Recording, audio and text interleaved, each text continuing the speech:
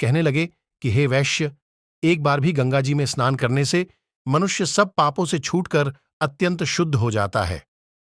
जो मनुष्य गंगा जी को दूसरे तीर्थों के समान समझता है वह अवश्य नरक में जाता है।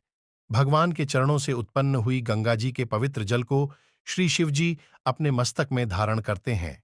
वह ब्रह्मा जो संदेह रहित प्रकृति से अलग और निर्गुण है, ब्रह्मांड में उसकी समानता किससे हो सकती है। गंगा जी का नाम हजारों योजन दूर से ही लेने वाला नरक में नहीं जाता, इसलिए मनुष्य को अवश्य मेव गंगा जी में स्नान करना चाहिए। हे वैश्य, जो ब्राह्मण दान लेने का अधिकारी होकर भी दान नहीं लेता, वह आकाश के नक्षत्रों में चंद्रमा के समान है। जो कीचड़ से गौ को निकालता है, जो रोगी की रक्षा करता है या जो गौशाला में मरता है, वह आकाश में तारा होता है। प्राणायाम करने वाले मनुष्य सदैव उत्तम गति को प्राप्त होते हैं। प्रात समय स्नान के पश्चात जो 16 प्राणायाम करते हैं, वह घोर पापों से बच जाते हैं। जो पराई स्त्री को माता समान मानते हैं, वह यम की यातना को नहीं भोगते। जो मन से भी कभी परस्त्री का चिंतन नहीं करता, वह दोनों लोकों को अपने अधीन करता है।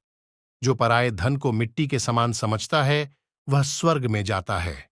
जिसने क्रोध को जीत लिया, मानो उसने स्वर्ग को ही जीत लिया। जो माता पिता की सेवा देवता तुल्य करता है, वह यमद्वार नहीं देखता, और जो गुरु की सेवा करते हैं, वह ब्रह्मलोक को प्राप्त होते हैं।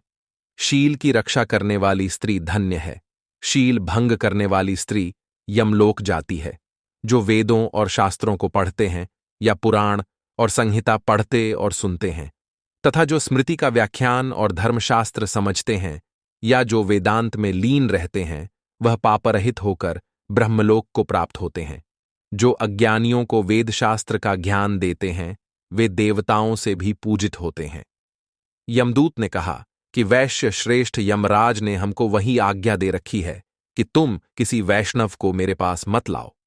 हे वैश्य, पापी लोगों को इस संसार रूपी नरक को पार करने के लिए भगवान की भक्ति के सिवाय दूसरा और कोई उपाय नहीं।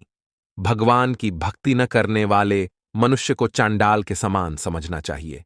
भगवान के भक्त अपने माता पिता दोनों के कुलों को तार देते हैं और उनको नरक में नहीं रहने देते।